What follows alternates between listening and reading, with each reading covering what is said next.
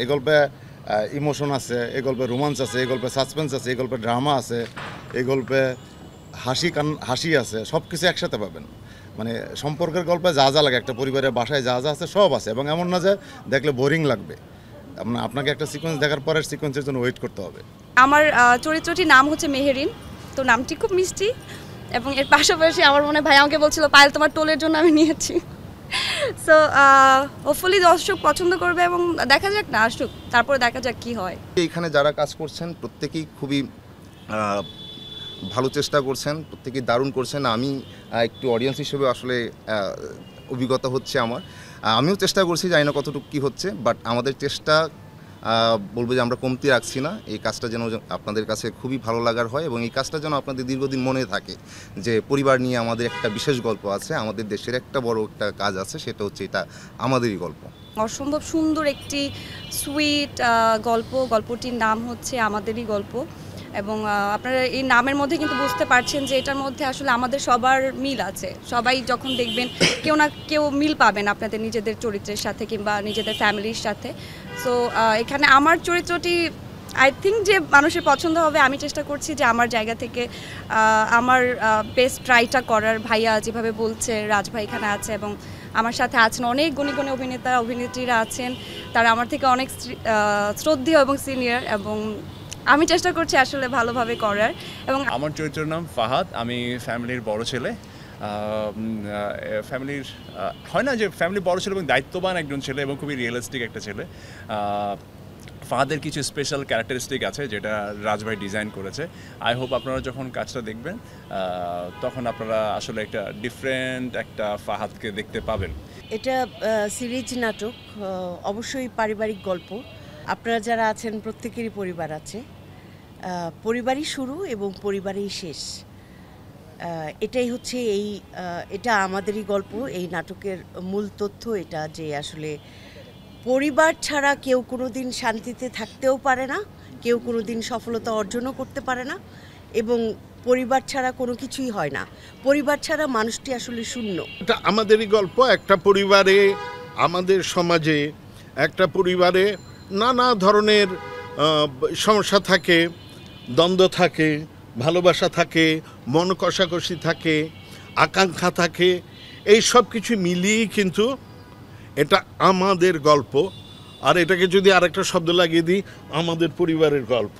রাজভাই একটা প্ল্যান করলেন যে চলো ইরফান, আমরা একটা দুর্দান্ত গল্প বলতে চাই, যে গল্পটা আমার খুব কাছের, এবং সেই গল্পের যারা আর্টিস্ট সবাইকে আসলে গল্পের চরিত্র হয়ে উঠতে হবে, তোমাদেরকে প্রপার সময় এবং ডেডিকেশন দিতে হবে। সো ডেফিনেটলি আমরা যারা আর্টিস্ট আমরা চাই একটা ভালো কাজের অংশ হতে। তো সেই জায়গা থেকে এই দুর্দান্ত গল্পের একটা অংশ হতে পারে, এটা আমার জন্য অনেক বড় একটা ব্যাপার। এটা আমাদেরই গল্প। আমার চরিত্রটা ইতিমধ্যেই শুনেছেন, বাবা।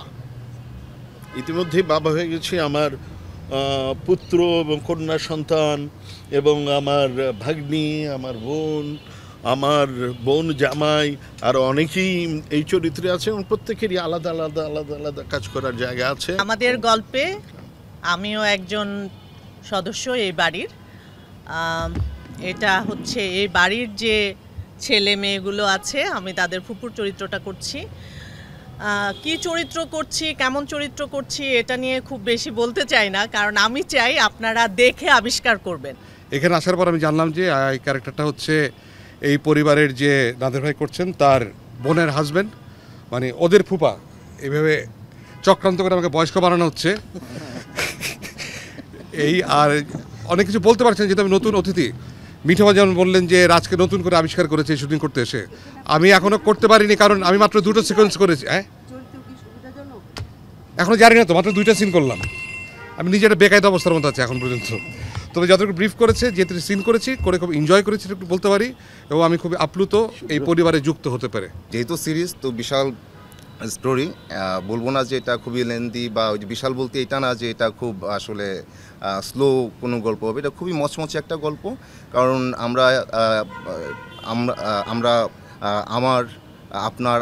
আমাদের পরিবারের গল্প এখানে দেখবো। আসলে খুব সূক্ষ্মভাবে, খুব নিপুণভাবে আসলে রাজভাই একটা সম্পর্কের জাল বুনেছেন আর কি। তো সেটা দেখে আপনারা মুগ্ধ হবেন। সেটা দেখে আমার মনে হয় যে আপনারা পরিবারের মানুষের প্রতি আরও বেশি সহমর্মী হবে, এবং পারিবারিক সম্পর্কটার যে একটা বিশেষ তাৎপর্য আছে সেটা আরও গভীরভাবে ভাবার একটা সুযোগ হবে এই সিরিজটা দেখার পর।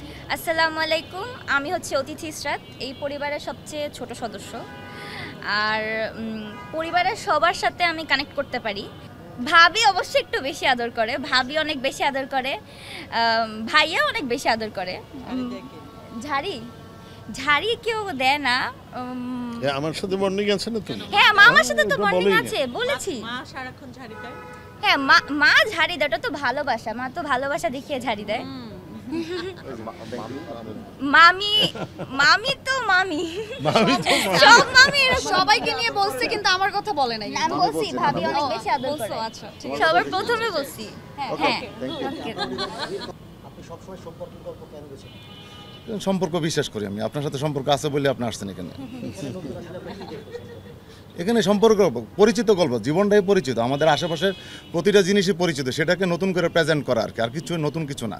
এগুলো দেখা গল্প, এগুলো দেখলে আমার কাছে আমার বিশ্বাস যে যারা পরিবার বিশ্বাস করে সবাই বিশ্বাস করবে গল্পটা, সবাই ক্যারেক্টারগুলোর সাথে কানেক্ট করবে।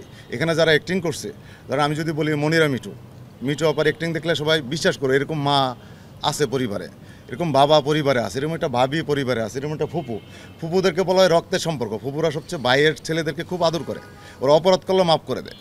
তো এই টাইপের একটা ক্যারেক্টার আছে। ফুপার তো বোন আছে একটা ছোট পিচ্চি, সবাই আদর করে। এটা ফুপার একটা ডিফারেন্ট ক্যারেক্টার আছে, সেটা এরকম আমাদের সোসাইটিতে এরকম গল্প হয় সহজে, কমন গল্পই পাবে।